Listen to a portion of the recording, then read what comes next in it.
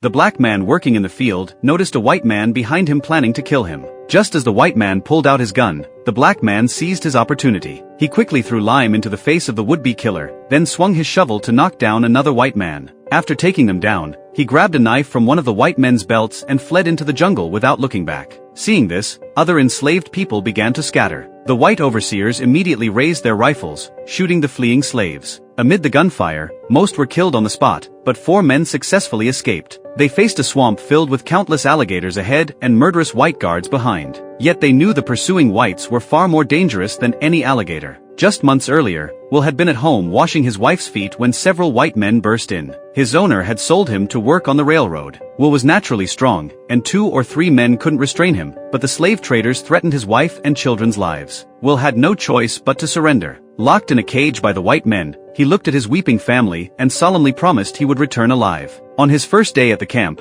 Will witnessed the brutal treatment of the enslaved. Anyone who disobeyed orders was shot on sight. The slightest slack in work earned vicious whippings from the overseers. Under such brutal conditions, many faced death rather than attempt escape. Those who tried to flee were caught and permanently branded on their faces. Working like machines by day and watching chained men cry out in agony by night, Will wept with compassion. He couldn't see any hope of returning home. The next day, while working, Will overheard 2 officers talking. One mentioned that Lincoln had abolished slavery and Union troops liberating slaves had reached Baton Rouge. Will pondered this news. That town wasn't far, just 2 days and nights through the swamp. Will began formulating an escape plan. During lunch the following day, Will shared his plan with several companions. Only 3 were willing to escape with him. That afternoon, their opportunity came when an enslaved man collapsed in front of Will. A nearby overseer ordered Will to bury the body. While Will was spreading lime in the grave, a guard who had always despised him reached for his weapon. Will knew this guard had been looking for an excuse to kill him. Then came the scene from the beginning of the story. Soon, the 4 men reached the swamplands. One man, afraid of the alligators, hesitated and was quickly overtaken and mauled by hunting dogs. After crossing the swamp, Will suggested they split up, all heading toward the sound of Union artillery. Will eventually reached a mansion and hid behind a woodpile to drink water. As he continued his escape,